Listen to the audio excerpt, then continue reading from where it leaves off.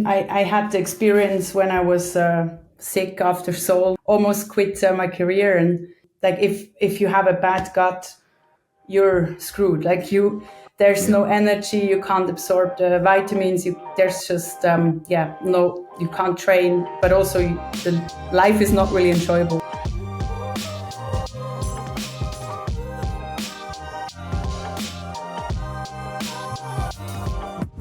G'day and welcome to Fuel In Sessions, the podcast that delves into the science of nutrition.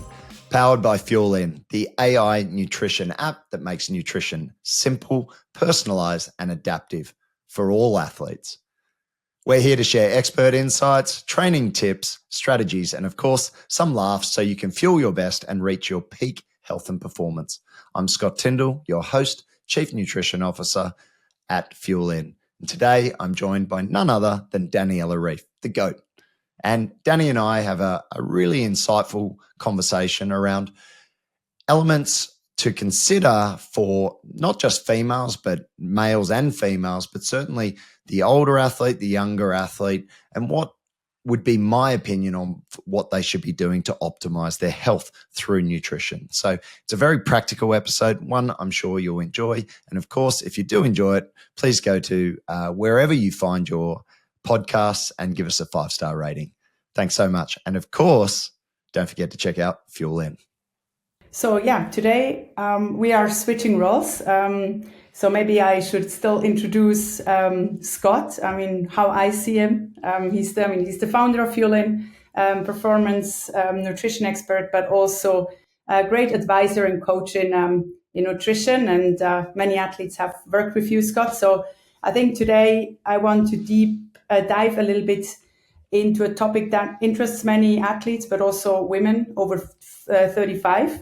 That's around the age also I am. And I have lots of questions for you. So we're going into supplements. I think a very interesting topic. We will talk about what's actually useful, what's just marketing, and also how you can support the performance with supplements.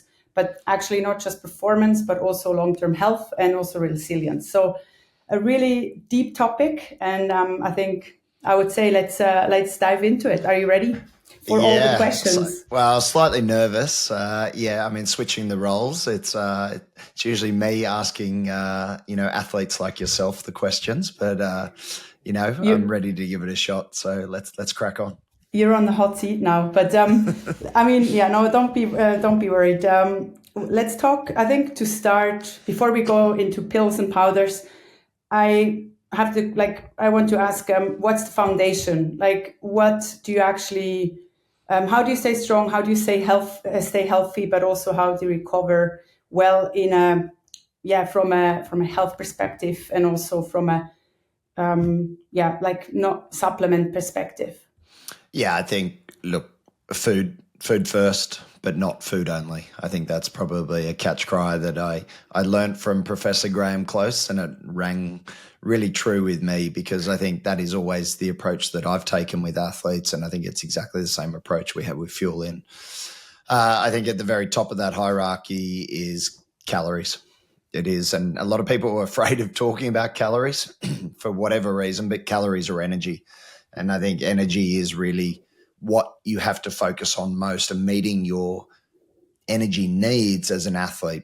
And that's really going to depend then on what your purpose is. And I think, as you know, we've talked about many times as well, just, off air, that energy requirement is going to be based on what you're trying to achieve as an athlete in terms of weight loss, weight gain, or weight maintenance. And then it's going to be dictated by the training load, so the duration and the intensity. We hear a lot about low energy availability, especially impacting a lot of female athletes and endurance athletes. It does impact men as well. But I think, the reality is low energy availability is getting it really wrong in terms of your energy needs and your requirements. It is really that simple. And I think I always take a step back whenever I hear people saying they're searching for the answer, when something like a stress reaction or a stress fracture has occurred. Now, outside of a abnormal disease state, I think it is becoming increasingly clear the role that nutrition plays in these types of injuries to athletes. And I think before looking anywhere else, probably look just at yourself and what you're doing. And that generally will be, the amount of calories you're taking in, and is it commensurate to what you're trying to achieve, in the pool, on the track, or on the bike. What about like power foods? Like, do you have any special tips on like which foods are helping people to be more healthy, or let's say which are anti-inflammatory? Yeah, I think you can't go past fruit and vegetable, really. I mean, again, everyone will look for the powder, and they'll go looking for the multivitamin or something like that. And the reality is it's probably straight in front of you. When you walk into the supermarket, well, hopefully the first place you go through is the fruit and vegetable section. And, you can search for everything. And the notion of superfoods, I think, superfoods is probably those foods that contain ample amounts of micronutrients and then also fiber. And a lot of those are your basic vegetables. I think all these superfoods that you hear about, blueberries and broccoli and everything else. I mean, the reality is eat a varied diet of all of those fruits and vegetables, at least sort of 5 to 6 servings of vegetables per day, which majority of people don't get. And then you're probably starting to get in the superfood realm. Yeah. I mean, yeah, definitely. That's the foundation. I totally agree. Try to eat as colorful as possible. That's what I always say. And still, I think we do know that through the time with the fruits and vegetables have a little bit less ingredient, like, how do you say, and minerals and vitamins in there, just due to high intensity processing, but mainly as well the soil. I heard that's making the fruits a little bit less high in vitamins. Is this true, or do you know about this from? There's certainly conjecture about this in terms of, or there seems to be, especially in America, there seems to be some talk around the nutritional density of some of the vegetables and fruits being directly impacted by the soil quality. I can't quote any sort of randomized controlled studies or systematic reviews related to that. I'm sure a lot of it is narratives and sort of observational studies, but I have heard the same thing, that the nutritional density of fruits and vegetables is dropping. However, I would still probably argue that the amount of these vitamins and minerals contained would still probably be ample if you're eating enough of those fruits and vegetables. I think the biggest problem is that people just don't eat enough fruit and vegetables to start. So I think before worrying about whether it's, super quality and all that, I think just start with the basics of just actually trying to eat as much as you can. Yeah, and buy the quality as like from the farmers, and I think it can make a difference as well. For sure. I think, look, the other thing with vegetables, which is something I think you should be thinking about, is washing them. I know it seems like such a weird thing, but we actually got into the habit. It was mainly because of children, actually, of washing the vegetables. And previously I hadn't been as fastidious about it, but it does make sense when you think about it. Like these vegetables, if you're not buying them from, say, even if you are buying them from a farmer's market, look, the reality is farmers use pesticides. They will, because it's their livelihood. If they don't, and the definition of organic, I'd love to see what the definition of organic is in terms of the amount of pesticides and things they're allowed to use. But look, it just makes sense. Just wash them, even just to get dirt off. I mean, it makes sense to just wash your vegetables and fruits before you consume them. Yeah, absolutely. I mean, it's not only bad to that the farmers use pesticides, because you want to also reduce the food waste, right? So it's always a hard line to balance. But so we talked about how to fuel. I mean, fueling, like you said, is very important. Also, the electrolytes, but also the vitamins and minerals. What about the immune health? So let's say the immune system, like the gut, for example, has a huge impact on that. What's your approach on this part? Well, I think again, it comes back to things like fruit and vegetables. I mean, again, a lot of the talk you'll hear around supplementation of taking in probiotics, but actually more of the recent research is focused more on prebiotics. And if you look at prebiotics, what is prebiotics? Prebiotics is fiber. Where do you get fiber from? It's again, fruit and vegetables. So I think like just keeping it simple for a lot of people is really what it's about. And I think we can get so caught up and make everything so complicated when actually the answer is right in front of you. Yeah. You know, your mother, I'm sure, said, oh, eat your serves of, eat your fruit and veg every day. You'll have your meat. If you eat meat, you'll have your meat with your vegetables. Like it worked for a long time for a lot of people. But in today's age, we seem to have to complicate it. And, I'm not saying everyone has to go back to meat and to veg, but if a lot of people did go back to meat and to veg, they'd probably be a lot better off. Yeah, I mean, I totally agree. It's as natural as possible is the way to go. And so if you would have to say a number of different fruits and vegetables to have a healthy gut, what would that number be? Let's say in a week. I once heard, I'm not sure the number anymore. I think it was like 70 is too high, right? That would mean you need to eat every week 10 different vegetables. That's very high. That's probably pretty high. Look, if you were hitting 6 serves of vegetables per day, you took that over. I mean, if you took it over 7 days, it's 42 serves.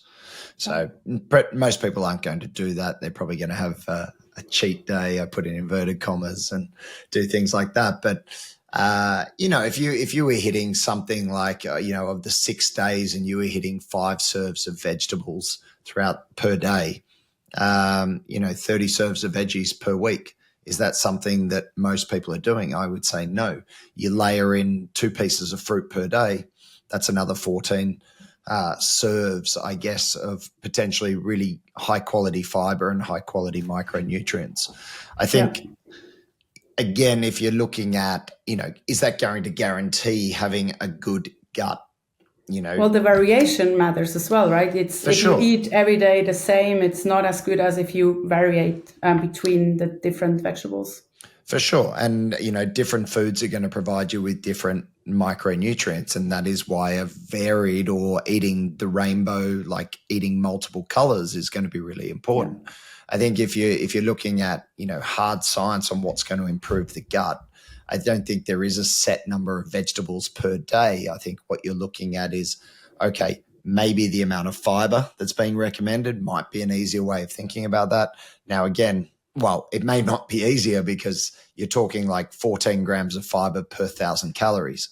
For a lot of people, they're sort of like, oh, well, how do I get that much fiber? Okay, then you are probably then breaking it down. Okay, let's look at just 5 or 6 serves of vegetables per day. Yeah.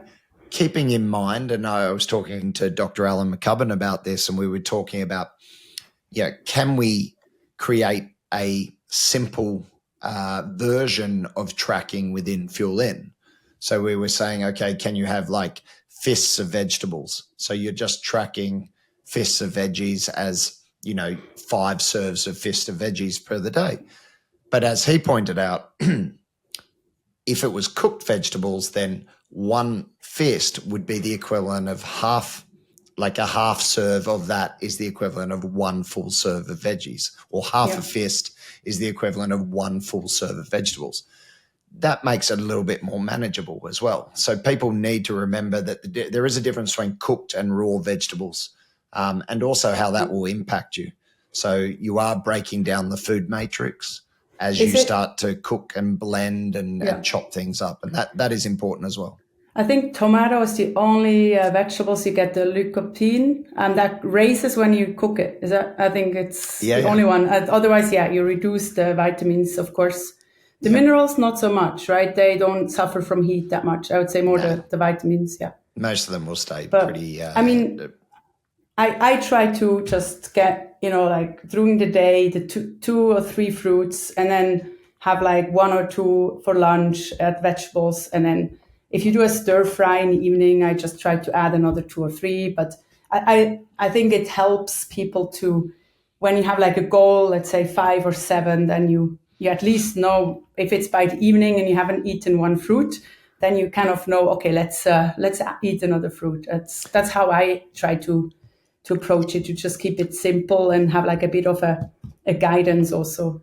Yeah, I think you can gamify it in your own way. I think it's one of those things that it is very personal, but I think exactly the way you're doing it, it's like, okay, I haven't eaten a piece of fruit today. I need to eat a piece of fruit. Like, reward yourself after dinner. Like, there's nothing better than a nice piece of fruit, whether it's, chopped up apple, some mango, a banana, whatever it is. And again, I think it's a lot of people, I mean, it's crazy the amount of people who go, oh no, eating fruit will make you fat. And it's like, come on. Like, yeah, that's not the right approach. I mean, exactly. I used to have a phase where I ate, I don't know, 15 mandarins a day, like 15, not 50, but even 15, it's quite a lot of sugar. So I guess if you overdo things, you can also put in a lot of sugar with fruit. But I agree. I mean, if you eat 2 or 3, that's a good way to put in some energy, put some energy in your body.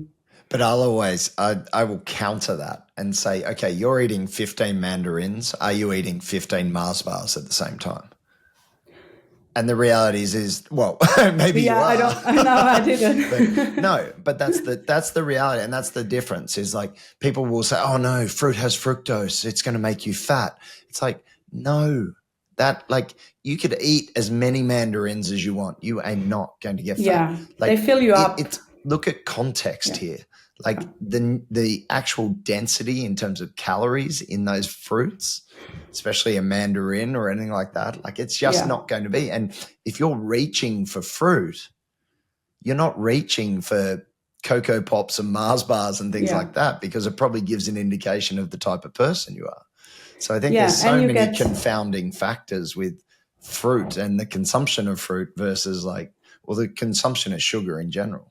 Yeah, and you probably, I mean, the amount of fiber, and you probably be running to the toilet before when you go with 15 or 20 mandarins. If you're not used to it, you're probably going to be full and stop before that anyway. So it's easier to eat 15 Mars bars than 15 fruits, I would say. Yeah, I would definitely say that. So, I mean, I would say let's talk a bit deeper into supplements. That's the topic of today. Of course, I would agree, food is the foundation. And also, I think on the app, it really helps to see the macros. And also, you get the reminder on eating your fruit once or twice a day at least. But I mean, I picked some supplements. I'm going to throw them at you, and they're all supplements I used to take and still take. But I'm interested to hear your thought. Also, who needs it? When do you need it, and why? Okay. So let's start with omega-3. Are they used for athletes, or should they just eat fish? I think they're definitely useful. I think for everyday people, they're very useful. I think for athletes, there potentially is some added benefits. So I think in general, look, they're not blocking inflammation. And I think that's really important. I think there's this misnomer that, oh no, they're anti-inflammatory. No, they help control inflammation in that sense. So I think from that standpoint, if we're talking about cardiovascular disease and the potential risk for cardiovascular disease, which is still a very real issue for athletes, but certainly for the everyday person, I think the consumption of omega-3s has been shown to be beneficial. There are some caveats with all of this, with research. Some of the studies have looked at very high doses of just what we call EPA. So there's two components to it. Well, two important anti-inflammatory components to omega-3s, let's call it. And that's the EPA and the DHA component. Some of the studies have shown that very high consumption of the EPA has been beneficial in terms of reducing cardiovascular risk for those individuals who are already at high risk. So maybe can you explain a little bit in a more simple way, what's the difference between the EPA and the other you just mentioned? The DHA. So they're both omega-3 fatty acids, okay? And they're like active lipids, and they help like the cell membrane and red cell membrane in particular, okay? And they're going to have an impact on things like gene expression and inflammation in the body. they're two parts of like the anti-inflammatory element of the omega-3s. And then you're going to have pro-inflammatory elements, which is effectively what they're trying to combat against. So you have pro-inflammatory and you have anti-inflammatory components, and that's what the DHA and EPA are. And so that's what tends to be the focus on omega-3s. And so any of the studies have looked at either supplementing with EPA and DHA, or they're supplementing solely with EPA. And then more recently, there's been some studies supplementing only with DHA, which is more based around cognitive function. Yeah. So without getting too much into the weeds. So, maybe to simplify, one, how do you say, is a proactive way to that you don't get inflamed, and the other one is like against inflammation when you have it already. Yeah, so this is like the pro-inflammatory sort of are looking at things like your omega-6s. So this is the argument with like, say, seed oils, where people will say, oh no, linoleic acid is pro-inflammatory and therefore it's going to be causing damage to the body. The funny thing is when you look through the studies and they start to look at individuals which potentially had lower risk, they also have very high levels of that particular omega-6. So it does get a little bit confusing in terms of the ratios of omega-3 to omega-6. But if we're talking strictly about omega-3s, then we're looking at the DHA and the EPA content in the omega-3 that appears to be beneficial to individuals. And so then you start looking at the amounts that people might want to take in. And that's where it gets very difficult through fish only. So certain fish will contain higher levels of EPA and DHA. Things like sardines, mackerel, herring, salmon will contain more of these types of omega-3 fatty acids. But as I just mentioned, a lot of those fish, a lot of people don't like eating on a regular basis. Salmon, yes, but salmon won't contain nearly as much EPA as, say, herring or mackerel or sardines or anchovies. And so I think it makes sense to supplement with a good quality omega-3 to potentially complement your diet. If you already eat some of those fatty fish, then it would just make sense to actually just bump up the amount of supplement that you're consuming. Yeah. Or if you're not eating any of those omega-3 sort of fatty fish, then think about supplementing at a slightly higher dose. Yeah. So are we talking only for athletes, or you would also recommend it for people who are not professional athletes and just are active on a regular basis? I'd recommend it to everyone. I think there's a few supplements that, something like omega-3s, vitamin D, depending on your status, and then probably creatine monohydrate. They're probably the three non-negotiables that I would recommend on a daily basis. Yeah, I guess most people, athletes and normal and people combined, probably, but a lot of them don't take them. Yeah, I mean, I think I agree. It has an impact on how healthy you are, and that also leads to how long you're going to live in the end, right? So it's all prevention as well. It's not just the action or like for the performance. So before, like, so you talk about the difference between athletes and maybe just endurance athletes athletes and then normal people, people who aren't exercising, maybe just sedentary individuals, maybe the advantage. So normal is me now, right? Not after I saw your Instagram. I think your lazy day is probably considered a high volume day for most people. Actually, no. We went for a 4K walk. That was my Sunday, and then I chilled on the pool the whole day. So perfect. I mean, perfect. I can take it easy. But for athletes, and whether this is strength-based athlete or an endurance athlete, I think omega-3s, where they're starting to see some emerging evidence is, say, with recovery. So fairly high dose omega-3s with recovery, potentially some links to improvement in jet lag by taking, higher dose fish oils. And then lastly, in terms of muscle function. So taking your omega-3s post-strength workout could have benefits in improving lean muscle mass, or at least reducing delayed onset muscle soreness.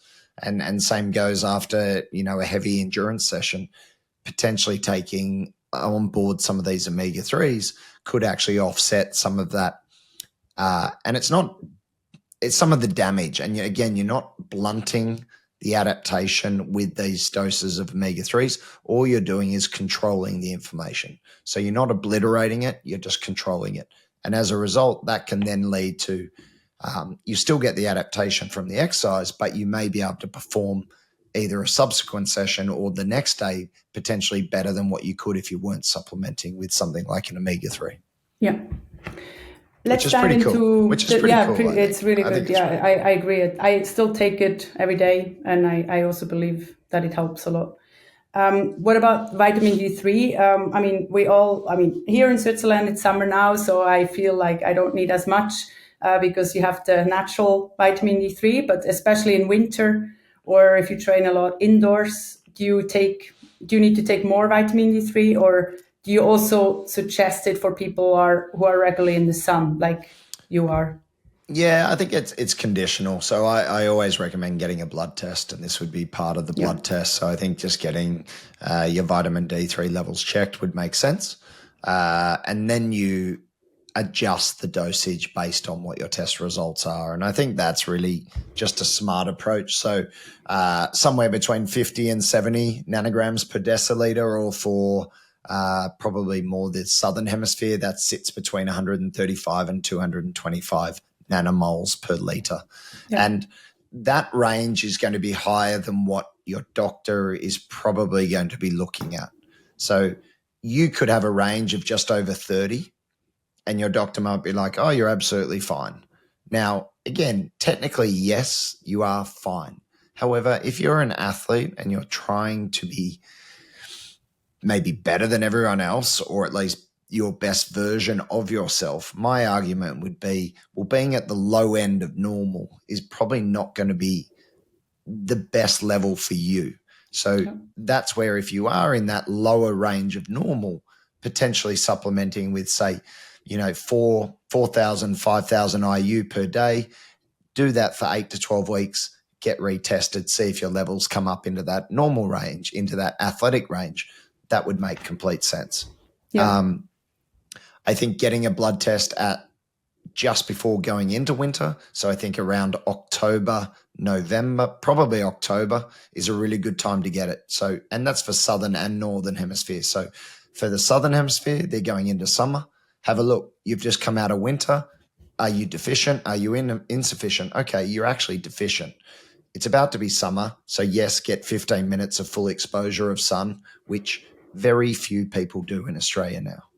Yeah. Because everyone's so scared of skin cancer. Yeah. So but 15 minutes of exposure is the minimum effective dose that's recommended, but that's without sunglasses, without sunscreen, and full body exposure. Most people don't get the opportunity to do that Monday to Friday. That's true. I'm much more in the office now too, so I get less sun. But also I think it's important what you said with the testing, because also I think it's important to say that too high doses can be quite dangerous. So definitely, I think regular testing is important to not have too much. Yeah, and like I was sort of saying, like, you're getting tested either going into summer or going into winter. Yeah. And therefore, like, maybe you've had a great summer in Northern Hemisphere and you've had lots of sun exposure. You get tested and you're like, oh, wow, I actually didn't get as much sun as I thought I did. And maybe I was wearing a hat and sunglasses. And actually, when I went riding a bike, I was wearing my Lycra because it was early morning, so it was a little bit fresh. So the perception of sun exposure, I think, is sometimes a lot higher than what actually goes on. So again, you're just sort of, you're ticking the box and saying, okay, where am I at what point in time? And then going from there. And then supplementation is very simple. I mean, vitamin D is the cheapest supplement probably on the market. You supplement in probably doses of 5,000 to 10,000 IU, depending on your level, and you get retested in 8 to 12 weeks, and it will be fine. But I think your point as well, Danny, is like, a lot of people, there used to be talk of that you just couldn't take enough vitamin D, but actually it turns out it can be toxic. Exactly. Yeah. I mean, So it's not water soluble. How do you call it? Water soluble. So soluble. Yeah. So that's, it's a fat yeah. soluble hormone Yeah. actually. So it's not actually a vitamin. It is actually regarded or classified as a hormone, Yeah. and that's important. I think like people need to be aware. There used to be people recommending like 50,000 IU a day or 100,000 a day, thinking there's nothing wrong, but that can Hmm. still have. I mean, like anything, too much of anything is not necessarily a good thing. That's exactly true. What about iron? This one is actually personal for me. I always was low in iron. What should people watch out to? Like, is it possible to get the iron levels up with tablets? I struggled doing it. What's your point on this? So I think, well, if you're a menstruating female, if you've got a high sweat rate, if you're training load, if you're male or female, so i.e., you're going to have a high turnover of red blood cells, or you're pregnant, your iron demands are going to be higher. So they're the first sort of thing, and it's absolutely fine for men and women are at risk of iron deficiency, but I think women are more at risk for that, especially endurance athletes. So I think that's the first thing. Can you get it from food, your iron levels? I think it is possible, but you have to be very structured and very dedicated. And this, I think, is one of those instances where I think food, yes. However, I think supplementation with a quality iron, a heme iron supplement makes sense for a lot of endurance athletes. Now, again, I'm not saying just go and take it. I would recommend getting a full iron panel, having a look, you're looking at your ferritin levels. It's not your serum iron levels. So your ferritin levels, your hemoglobin, and your transferrin saturation. Your doctor may also look at things like your total iron binding capacity, and you'll definitely see that, and then your hematocrit. And then depending on the levels, it's probably not worth getting right into the levels of what it is, but they can then diagnose whether you're iron deficient, non-anemic, or iron deficient anemic. And Yeah. they're all different sort of categories in terms of using those markers that I just talked about. But your doctor should be able to look at that and make decisions around that. Yeah. And also, I mean, before altitude training, I would say it's very important. So get yourself checked because the altitude training doesn't help. You're not going to benefit as much if you are low in iron, right? Is that, Correct. And yeah. what I would typically recommend if someone is going to do an altitude camp is actually start taking an iron supplement preemptively. So they would start taking an iron supplement leading into that. And that can, again, depends on the individual and depends on their iron status, but that will somewhere be between 100 and 200 milligrams of elemental iron. And they'll either take that on a daily basis or on an alternate basis, depending on how they respond to iron. Because some people can get sort of constipated, other people can get cramping and bloating and nausea from the iron supplement. And so I think it is important to sort of at least trial a few different forms and see, and dosages and also frequency of the dosing, and see how you respond to that. And again, like this, it's important if you are going to take a supplement that you then get retested to see what the effect of that is. You mentioned that you always struggled. I mean, Holly Lawrence has been very open when we've had the chats on the podcast. She's always struggled with it, getting it up, and we've had to take, fairly high doses of iron and play around with the frequency of the dosing in order to get that up. Yeah. Very interesting. So let's dive into magnesium. It's good for sleep, stress, and recovery. Seems like everyone is taking it. Should they? Should everyone take it? I think if you're an athlete, an endurance athlete, and you have a high sweat rate, I think there seems to be certainly some research to support the use of a magnesium supplement. There was a really good study. It was an 8-year analysis of magnesium status in elite international track and field athletes. So they did 192 British athletes, 510 samples from the 192 athletes, And what they found was that 22% of them were clinically deficient in magnesium. Now, Cool. they're average, I mean, they're elite athletes and they're probably training very hard. They're probably sweating very hard. Potentially, you would hope that their nutrition was on point from a daily nutrition. Yeah. It probably gives an indication that, if you are training a lot, you have a high sweat rate, certainly get your levels checked. Again, the best available test is probably what we call a red blood cell magnesium test. Again, there is some controversy around, is it a true reflection of your magnesium status, but it's probably the best we've got at this point in time. Get that tested. If it's on the low end of normal, supplement with magnesium. Absolutely. And that's for day-to-day function. I think a lot of people talk about sleep and the effect that magnesium can have. Again, you search through all the studies. The only form of magnesium I've ever found any information on is magnesium bisglycinate. And that is the form that seems to have an impact on sleep and sleep duration and sleep quality. Apart from that, most of the other forms of magnesium, I haven't seen any research on it. So where do you buy that? Or is it clearly declared on the package which exactly magnesium is in there? Because normally it's just magnesium, right? It doesn't really... On the front, it will say magnesium, but on the back, they should have to specify what form of magnesium. And you have to remember as well that the different form of magnesium will have different bioavailability.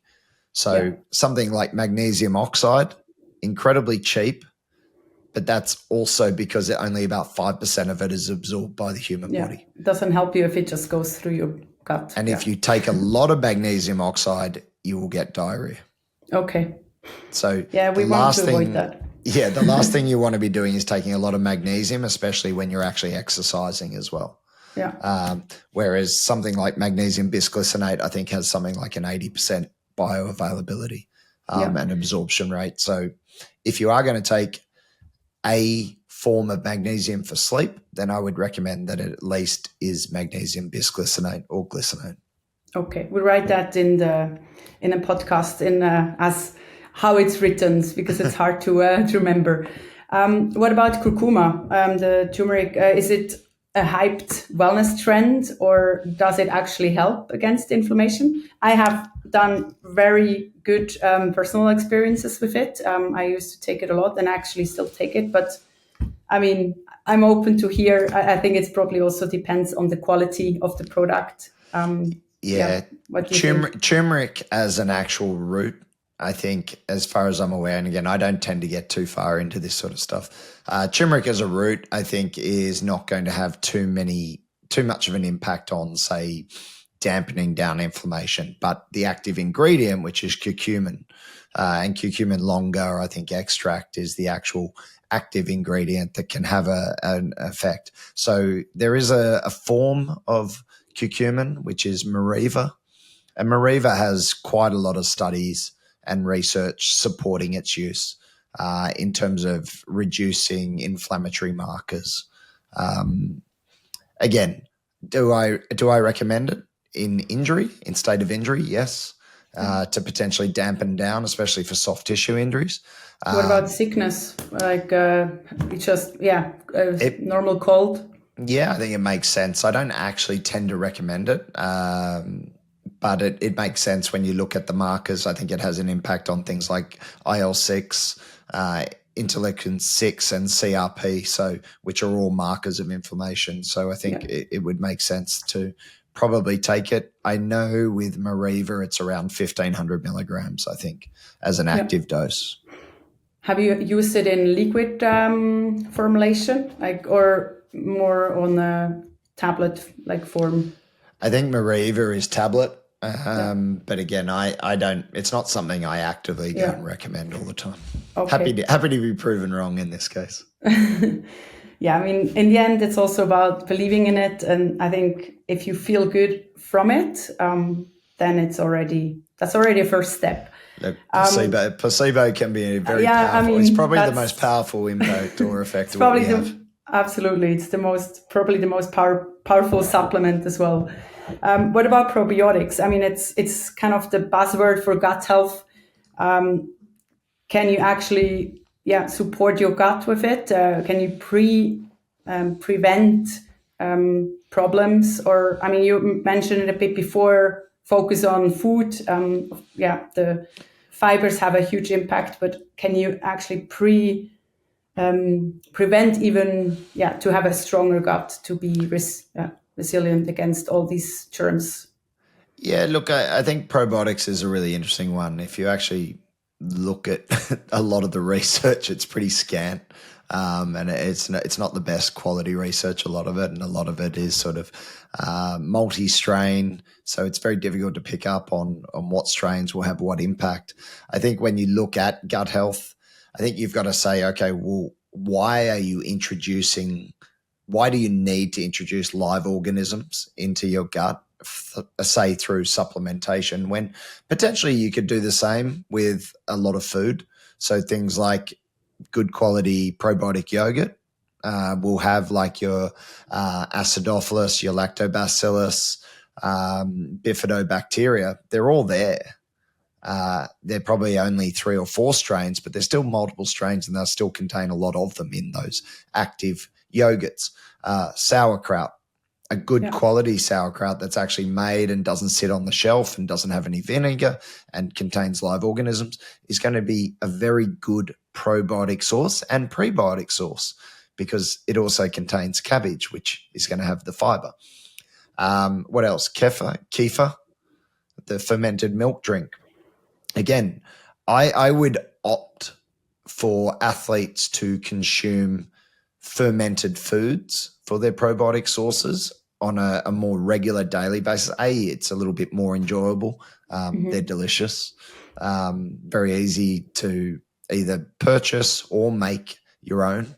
It's a little bit of effort to make your own, but quite enjoyable.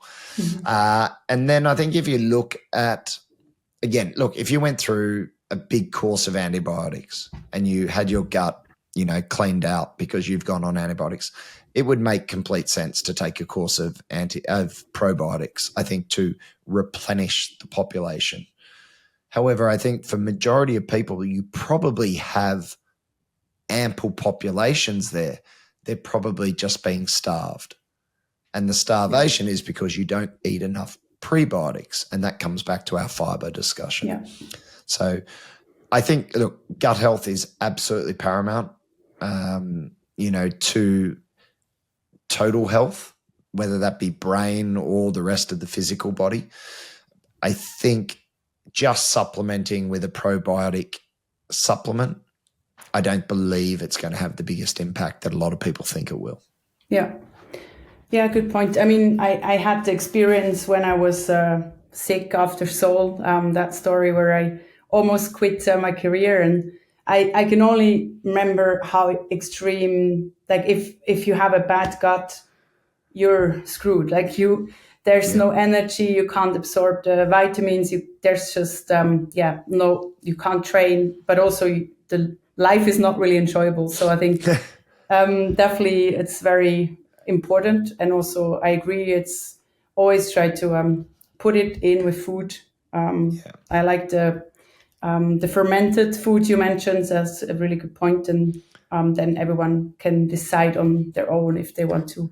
Exactly. There is one thing with probiotics which did gain quite a lot of attention in terms of research. So it hasn't been a lot of studies on it, but there are some studies where athletes will take a probiotic supplement prophylactically before competition, so in the 2 weeks leading into a competition, and that's been shown to reduce the incidence of upper respiratory tract infections.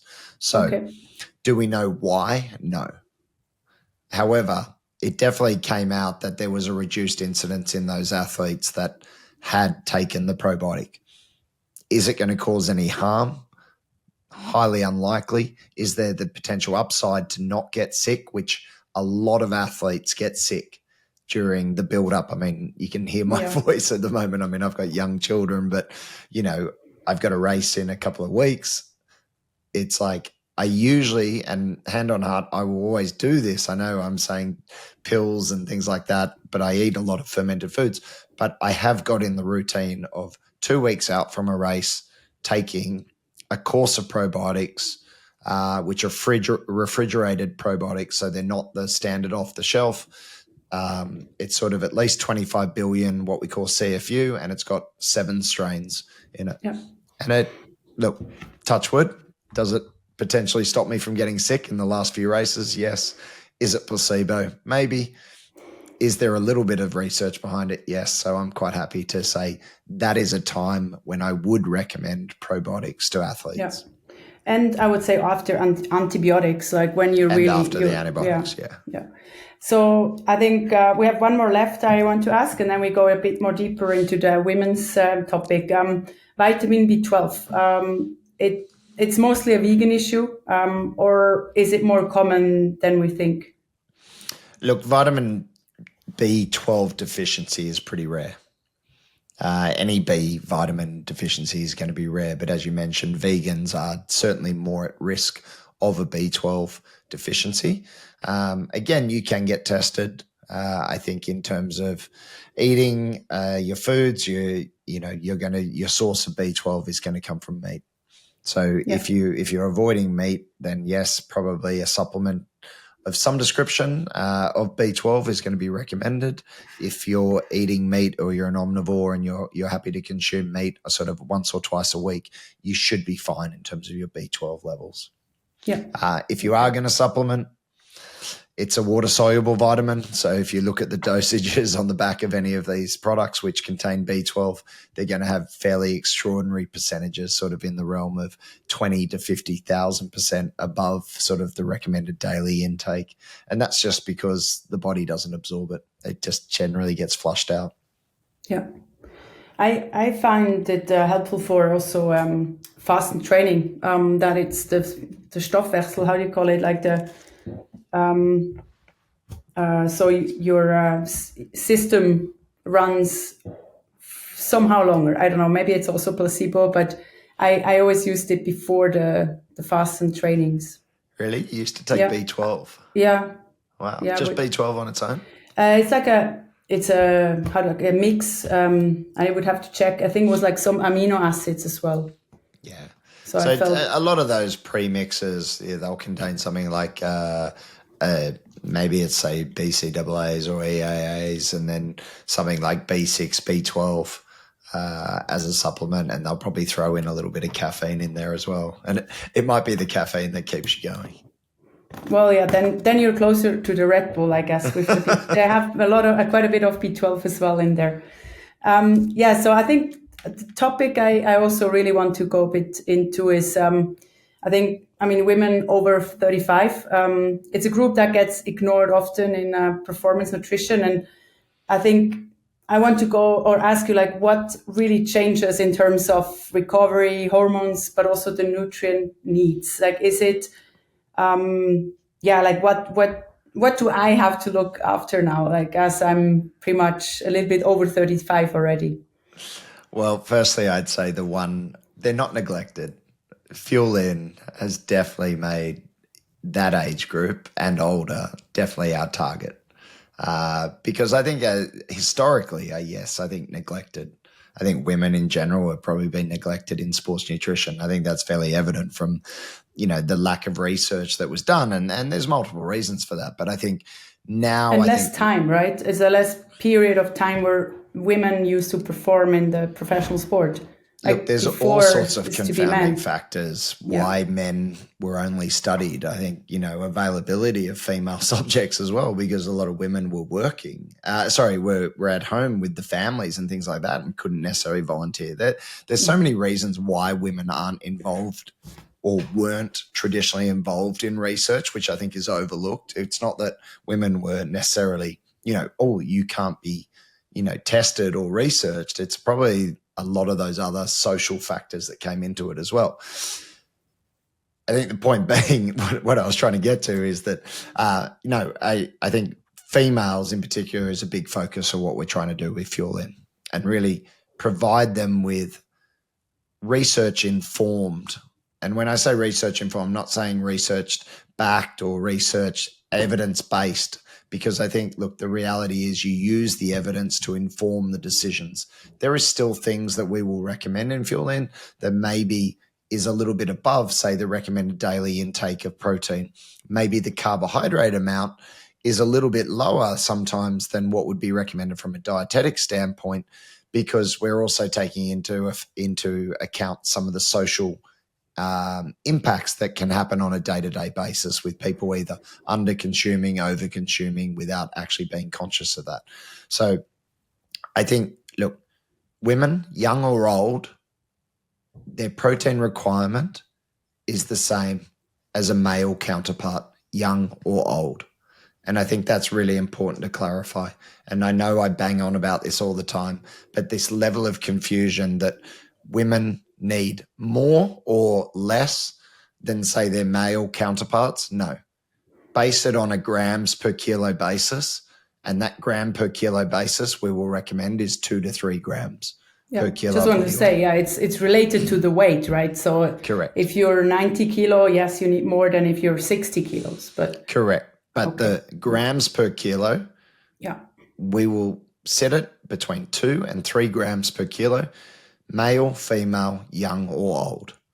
And then you have, again, I'm not saying it's exactly 1.8 grams or exactly 2. There is a scale there, 2 to 3 grams, depending on you as an individual. Maybe as you get older and older and older, you start to go towards the 3 grams. Yeah. But so it's not when you hit your menopause, you have to double the protein. Correct. I feel like that's in some studies. It's like you getting, as an old woman, you have, I mean, not old, but like when you get older, you have to really make sure to get the protein. But I guess you do when you're young, I guess. Correct. Yeah. And that's the point that is missed. It's like women who are young need to be eating high amounts of protein, especially if they're involved in sport and exercise. And women who are old, who probably think, I'm old, I don't need to eat any protein. No, your protein requirements are probably driven by slightly different mechanisms. Yeah. But if you are also trying to be your best self and exercising, then yes, your protein requirement is going to be very high and probably is massively different to what you think you need. Like I can talk to my mum and talk to her and say, right, this is how much you need to be eating in terms of gram. Oh, don't be silly.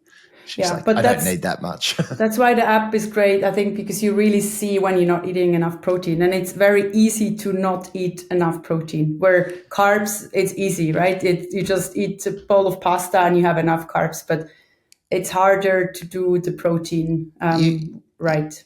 Correct. You have to be conscious of your protein intake, and 100% the last few days being sick, like I was actually tracking when I could track, and like I was eating less than 100 grams of protein a day, which is nearly half of what I eat on a daily basis. And so I'm pretty good usually when I'm in a good state, but as soon as you start to think, oh, you're a bit tired or you're a bit sick, and that you can see, and actually during this period of sickness is probably the time when my protein intake should have been actually higher than what I normally would be taking. Yeah, but it shows the emotional part of nutrition as well. And that's sometimes, I mean, I think it's also important to know. In one way, it's the facts, but it's also like when you feel it's okay to have a few days. And yeah, you're right. Often when you need it the most, or when I'm the same, when I feel really bad, I try to eat really healthy, but sometimes you just can't because you can't be bothered, or just because you feel like shit, you then also eat shit, which is actually very counterproductive. But we're not always logical people, right? It's sometimes just the emotions as well, which lead us to do certain actions. Correct. And if you've ever experienced, well, you never, thankfully, have experienced man flu, but man flu is a real disease and it really messes with men. I'm not sure if I also have man flu. I feel very sick when I feel sick. If you spoke to my partner, Mel, she'd be like, oh yeah, man flu again. No, you cannot get out of bed for at least 2 days. So. I think I'm also worse than Jenny. Like she's more tough when she's sick than I am. So maybe I also have man flu. So who knows? What do you well, like? Would you recommend, or actually, would you recommend something like creatine and collagen for like the muscle support, but also the bone health?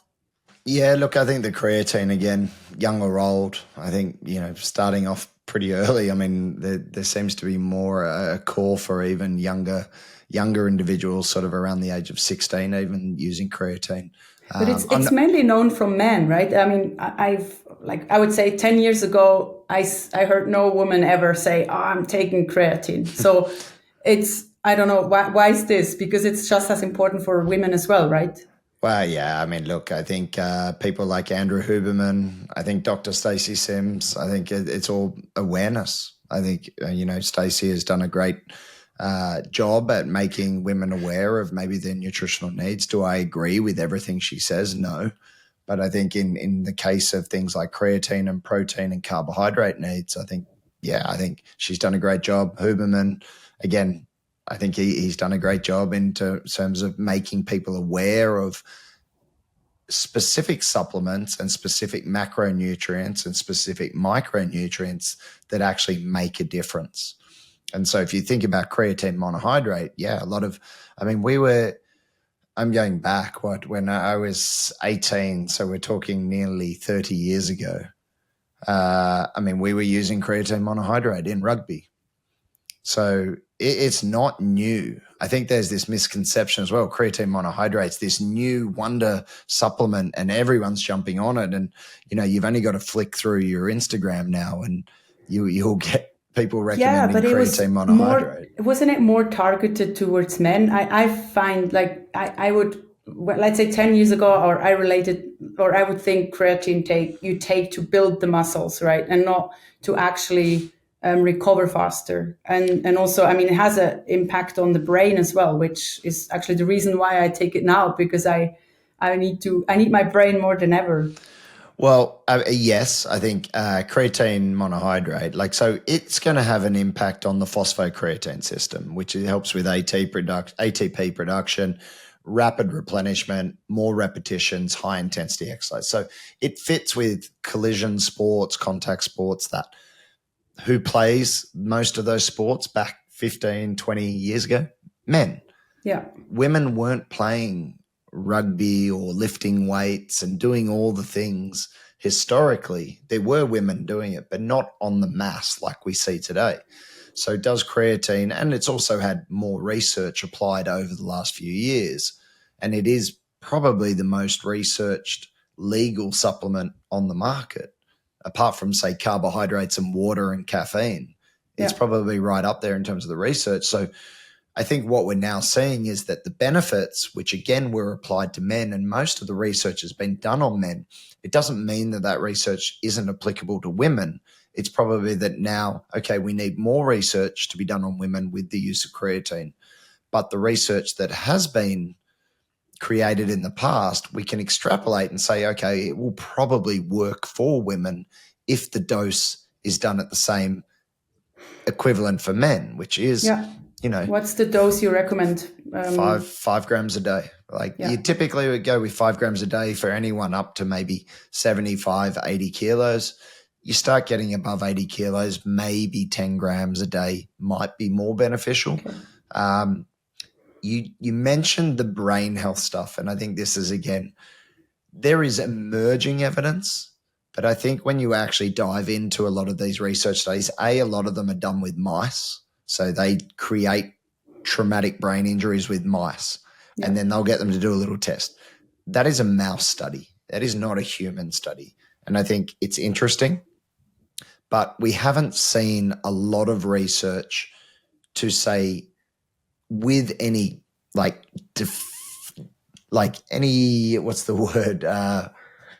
any definite sort of clarity that, okay, taking high dose creatine is going to prevent neurodegenerative disease.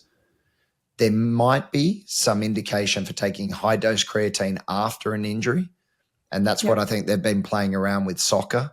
Yeah. I mean, I took that when I had my concussion, right? So I could not concentrate for a second. So I felt like it helped me to just give my brain the the nutrition that it needs Yeah. to rebuild.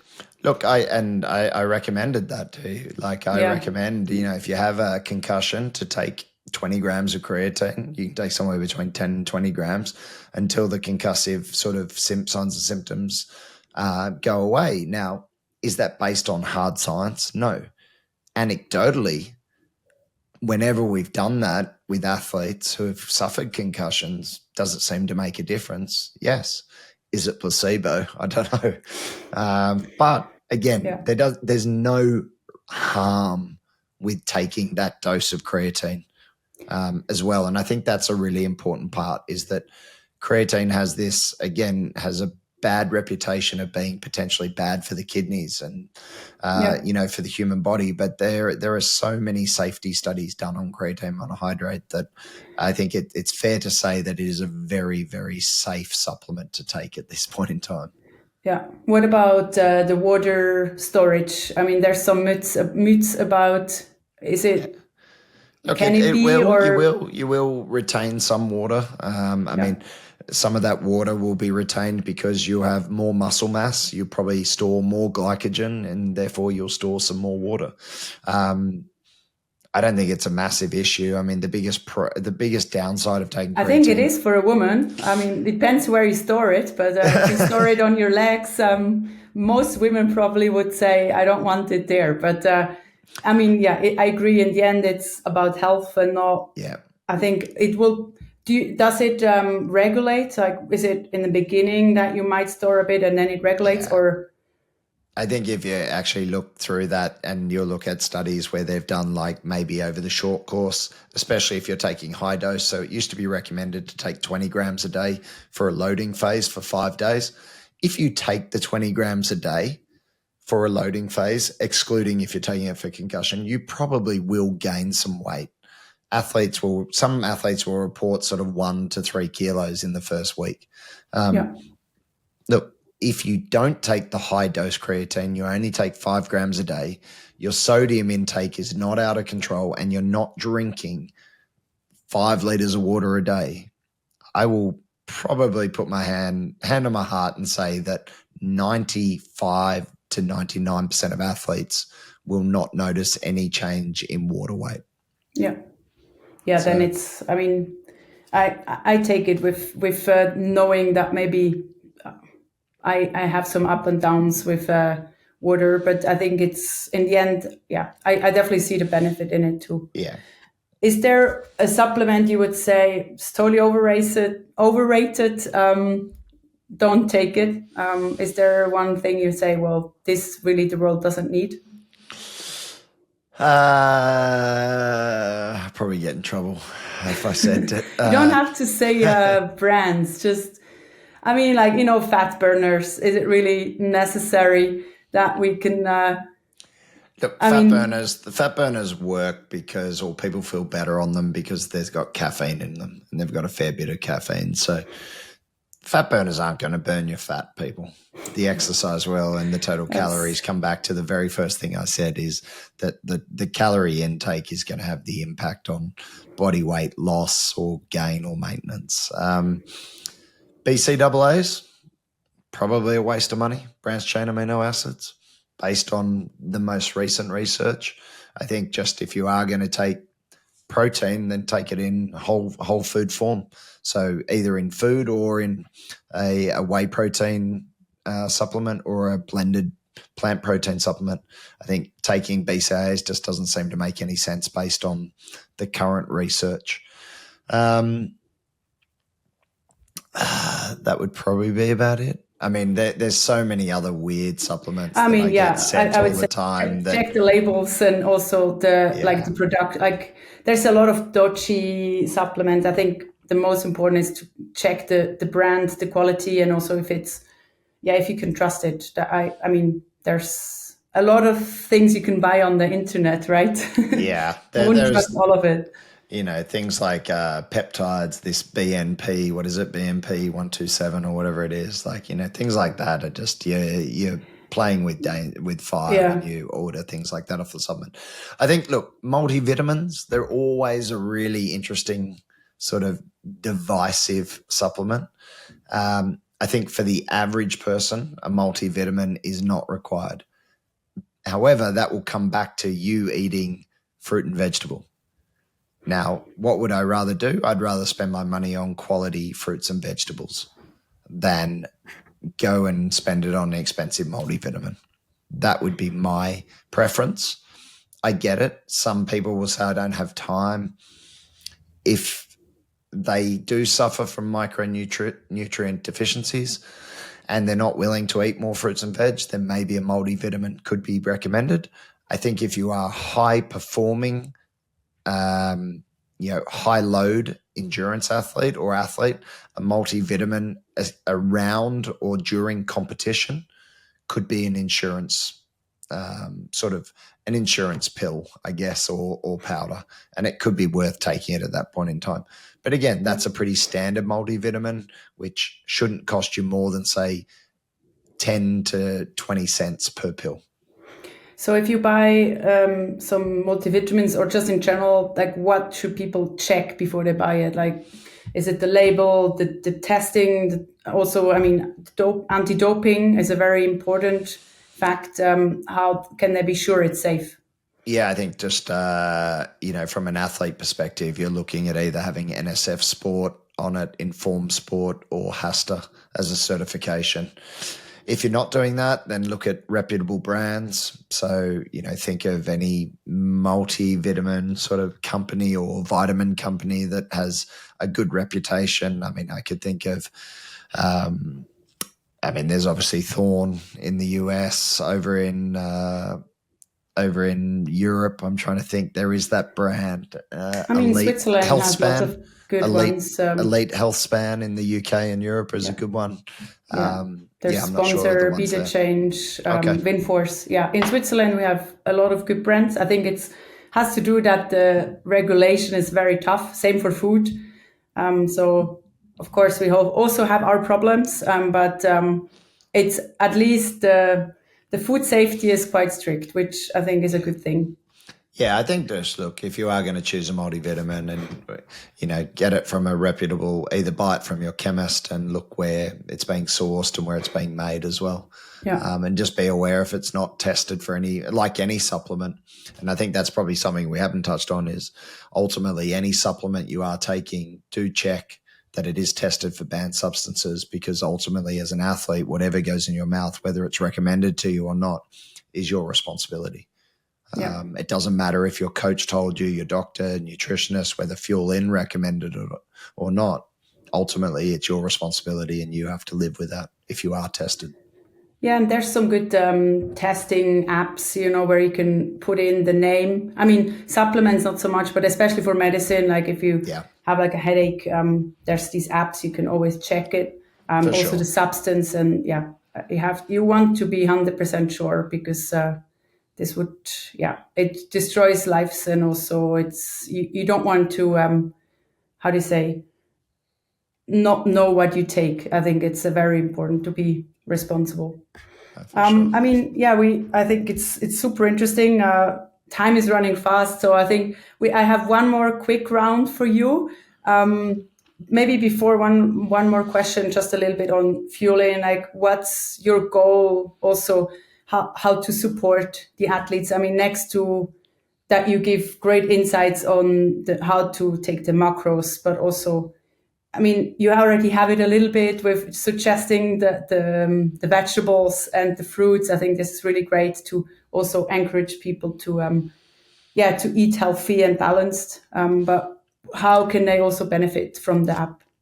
Yeah, I think, look, with what we've created so far, I think it's sort of just the start of what we want to do. I mean, providing athletes with sort of targets around their macronutrients, with their daily caloric requirements, and then especially layering in the food timing, so the meal timing around their training, especially for endurance athletes, it is critical. And I think, yes, it sits a little bit lower down in terms of the hierarchy, under sort of total calories and then macronutrient split, but meal timing for endurance athletes is really important. And I think that's where we've really nailed it with Fuel In. And athletes love that, especially those who A lot of the time, maybe did a lot of fasted workouts, and then suddenly they start eating a piece of toast, a simple piece of toast before a workout, and especially a workout that's of significant duration, and they suddenly feel so much better. And I think when you have that impact on an athlete, whether it's young or old, male or female, and you get that feedback and they get that feedback to themselves and they feed that back to their coach, it starts to have a very powerful impact on them. And they start to see the impact that nutrition can have, not just on their performance, but also on their daily health. And so I think that's, it's exciting to be part of that. I mean, we've got over 6,500 athletes on the plan now. That number is only going to grow as we continue to improve the app. I think things like what we talked about, having a simple system of just logging things like hands of protein, fists of veggies, 2 pieces of fruit per day, so it makes it very simple to log, I think is a move in the right direction. I think we're about to, a new feature, which is a meal AI feature where you can just tell it what you've got in your fridge and it will generate 3 meals.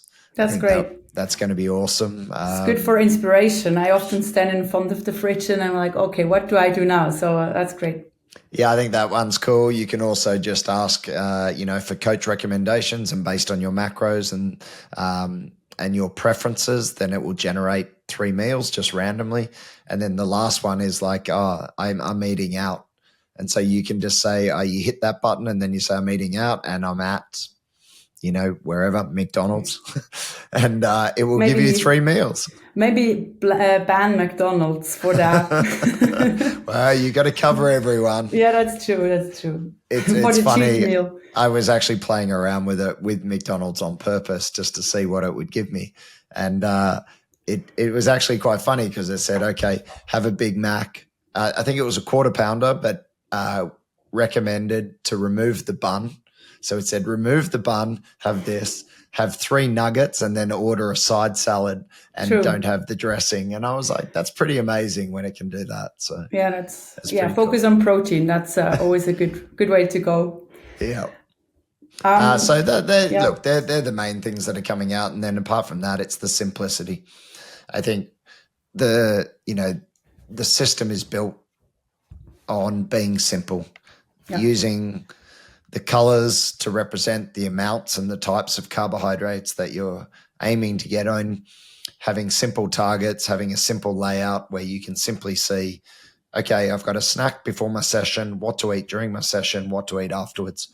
And that's really, I think that's what we want nutrition to be, is that it is actually simple. And I think that's what we always want to come back to, that it doesn't have to be complicated. It can actually be very simple when you are guided correctly.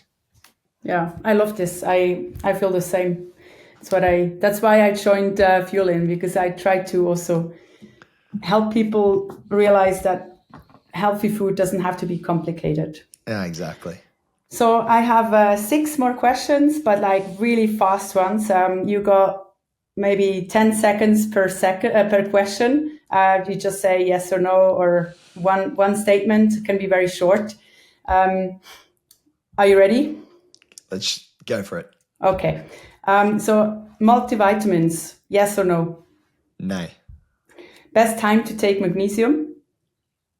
Depends on the type of magnesium, but probably at night. Probiotics, food or capsule? Food, apart from 2 weeks before a race or an event, and then maybe capsules. Iron supplement, with food or without food? Definitely with food, but avoid caffeine and dairy when taking. Collagen, daily or waste of time? Collagen? Yes, collagen. Sorry, my pronunciation. No, that's all right. I'm going to say protein, complete protein powder, better option. Yeah. And best supplement for brain clarity? A shot of coffee. Yeah, caffeine is very simple, but works very efficient. I can agree. Scott, thanks so much for chatting today. I think I grilled you a little bit, asked a lot of questions, but it was really interesting. And yeah, to everyone listening, remember, fuel is not just for the performance, it's also for health and your future self. Eat well, fuel well, and train smart, and only use supplements with intention. So thanks for listening to the Fueling Podcast, and talk to you soon. Thanks so much, Danny. Loved it.